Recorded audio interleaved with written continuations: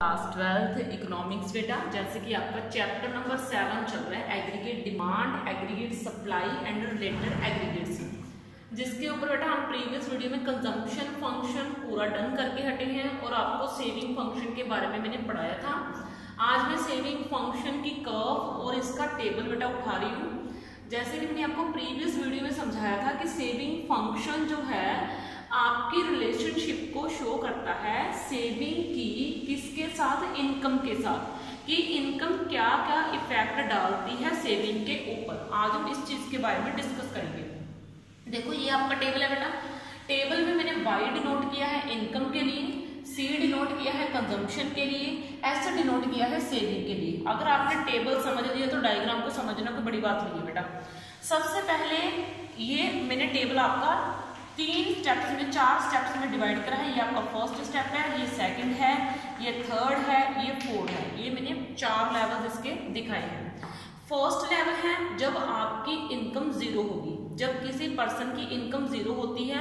ये मैंने आपको कंजम्पशन फंक्शन में भी समझाया था कि इनकम बेशक जीरो हो लेकिन पर्सन को जो है जिंदा रहने के लिए नेसेसरी नीड्स को पूरा करना ही पड़ता है।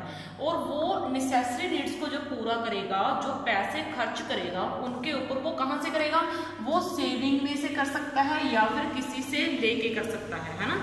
तो जब आपकी इनकम जीरो है लेकिन आप कुछ ना कुछ खर्च कर रहे हो तो आपकी सेविंग क्या हो रही है, कम हो रही है। और जो इनकम होती है ना, इनकम वो 2 पार्ट्स में डिवाइड की जाती है।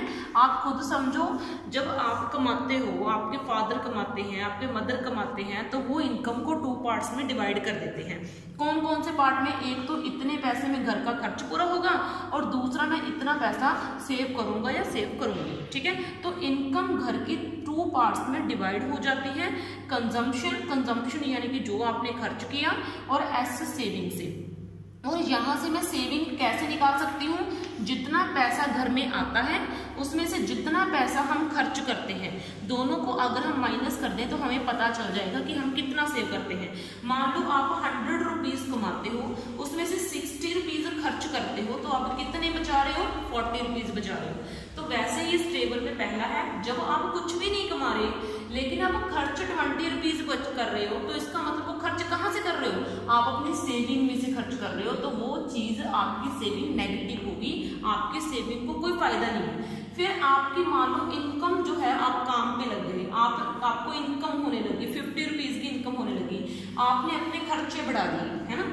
तो मान लो अभी भी आप इनकम से ज्यादा ही खर्च कर रहे हो लेकिन इनकम से कम खर्च नहीं कर रहे हो। ये था फर्स्ट लेवल, जब आपकी इनकम जीरो है। ये है आपका सेकेंड लेवल, जब आपकी इनकम कुछ होने लगी और जब आपको पैसे आने लगे तो आपने अपना कंजम्पशन बढ़ा दिया। यानी कि 50 रुपीज आप अपनी सैलरी में से तो खर्च कर ही रहे हो लेकिन आप सेविंग में से भी 10 रुपीज खर्च कर रहे हो। मेरी बात समझ रहे हो?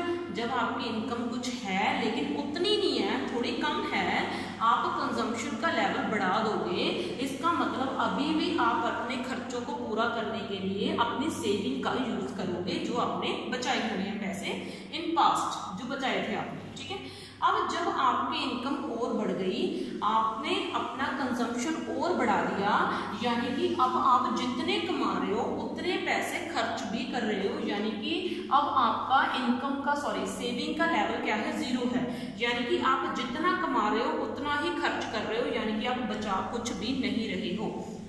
अब देखो, अब आपका है लेवल फोर्थ, जब आपकी इनकम और बढ़ जाती है, आप कंजम्पशन और बढ़ाते हो, लेकिन यहाँ पे आप इतना ज्यादा कंजम्पशन कर देते हो कि आपको ज्यादा चीजों की जरूरत नहीं पड़ती। मेरा कहने का मीनिंग क्या है?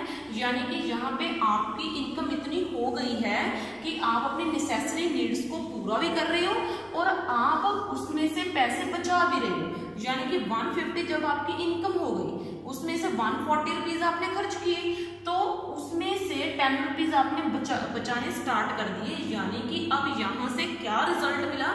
यहाँ से रिजल्ट ये मिला कि इनकम जब ज्यादा बढ़ जाती है तो हम इन फ्यूचर कंजम्पशन यानी कि अपने खर्चे उतने नहीं बढ़ाते, क्योंकि हम अपने खर्चे कम करके थोड़ा सा सेव करना स्टार्ट कर देते हैं।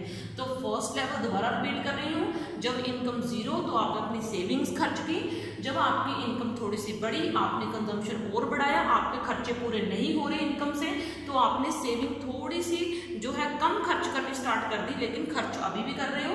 लेकिन जब आपकी इनकम इतनी हो गई कि आप सेटिस्फाई हो, यानी कि जब आपका कंजम्पशन पूरे का पूरा हो रहा है, आपके खर्चे पूरे हो रहे हैं इनकम से, तो आप सेविंग में से कुछ भी खर्च नहीं करोगे, 0 रुपीज खर्च करोगे। लेकिन जब आपकी इनकम और बढ़ जाती है, 140 रुपीज का आप कंजम्पशन कर रहे हो, तो यहाँ पे आप 10 रुपीज बचाने स्टार्ट कर देते हो। ये आपके 4 लेवल्स है। अब उसके बाद बेटा आपकी आती है ये सेविंग कर्व। सेविंग कर्व बिल्कुल इजी है, कुछ नहीं है यहाँ पे। ये आपका y पॉजिटिव है, ये आपके y नेगेटिव है, x पॉजिटिव x नेगेटिव, जो मैं आपको हर ग्राफ में समझाती हूँ। ये आपका 0 है। और ये जो कर्व है डार्क वाली, इसमें 4 लेवल शो करे गए हैं। बस आपने वही वाले 4 लेवल जो मैंने उधर समझाए थे, मैंने आपको बोला था कि अगर आपको टेबल समझ आ गया तो आपको सेविंग फंक्शन की कर्व बड़े आराम से समझ आ जाएगी। अब देखो यहाँ पे सेविंग आपकी है नेगेटिव।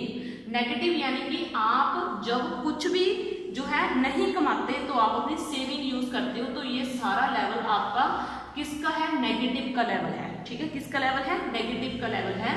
अब यहाँ पे मान लो मैंने -20 कर दी और यहाँ पे -10 कर दी, लेकिन जब आप थोड़ा सा कमाना स्टार्ट कर देते हो, ये कर्व ऊपर जाती जाएगी जब जब आप कमाते जाओगे। मेरी बात समझ रहे? अब ये कर्व ऊपर क्यों जाएगी, ये चीज को ध्यान से समझो। यानी कि अब देखो, आपने कमाना स्टार्ट किया, आप पॉजिटिव की तरफ आ रहे हो, नेगेटिव से पॉजिटिव की तरफ आ रहे हो। ये सारा लेवल आपका नेगेटिव का है इतना। जब आपकी इनकम यहाँ पे 0 है, यहाँ पे आपकी इनकम कम है, लेकिन यहाँ पे ये जब लाइन के ऊपर आती है तो ये चीज 0 हो जाती है, यानी कि यहाँ पे कंजम्पशन और इनकम आपका इक्वल है। लेकिन जब ये लाइन ऊपर जाएगी, कब जाएगी? ऊपर, तो ये देखो ये पॉजिटिव में एंटर कर गई, पॉजिटिव में एंटर कर गई, यानी कि अब आप जैसे जैसे इनकम बढ़ेगी आप पैसा बचाना स्टार्ट कर दोगे। तो आपके 3 लेवल कहाँ शो हो रहे हैं? First level negative negative saving. Second level जब आपका इक्विलिब्रियम आ गया, 0 सेविंग। आपका third level positive income, positive saving. समझ में आई बात? तो इस तरीके से बेटा ये सेविंग कर्व है। तो इस वीडियो में सेविंग कर्व ही ठीक है बेटा, बाकी नेक्स्ट वीडियो में। थैंक यू बच्चे।